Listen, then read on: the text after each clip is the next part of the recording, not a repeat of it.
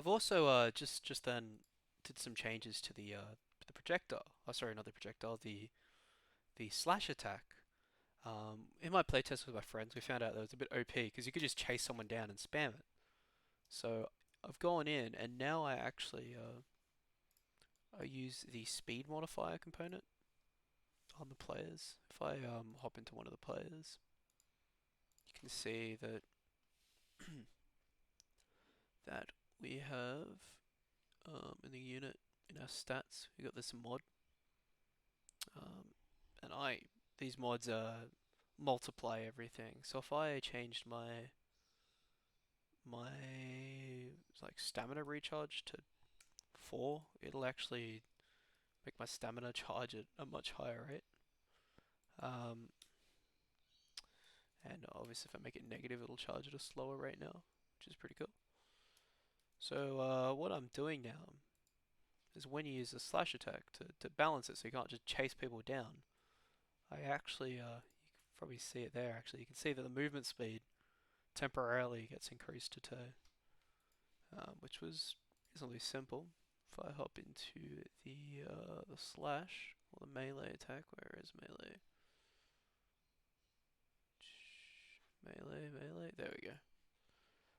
Now I've got, we'll change the names of this, movement speed, slow down mod, and then for movement speed, slow down time. So yeah, that just sets the time that you slow down for, essentially, and by how much.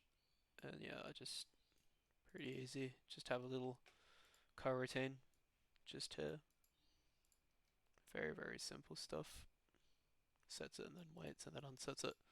But I've also added another feature now that I've nerfed the slash. I decided to give it another utility, and pretty happy about this one.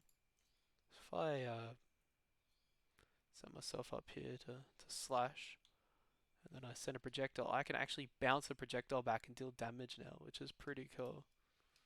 You have to get the timing right, but once you do it, it feels really good to pull off. We'll see how that goes over the network.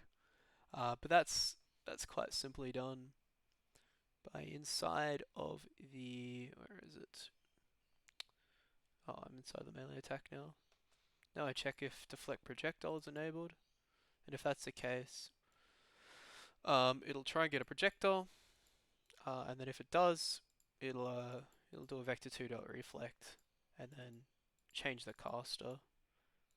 And I've also changed the projectile now, so rather than so that's because projectiles. If you shoot a projectile and you're the caster who sent it, you can't get damaged. Originally, I had that part of the event that if you cast it, it would just ignore you. However, now I've set the caster variable to be actually on the projectile itself, and so yeah, that's how that's all working. So now I can just send it back and deal damage, which is really fun.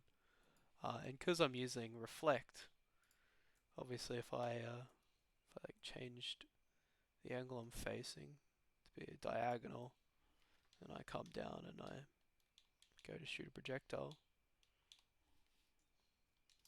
Oops. There you go. It gets sent up, which is pretty cool. I swear it's gaining velocity though, which is a bit weird. Maybe it's not. I think it is though. Either way, I don't really care. I think that's fun if it gains a bit of velocity. And I could always just deal with the magnitude and fix that problem. Yeah, that's definitely going way faster. What the hell?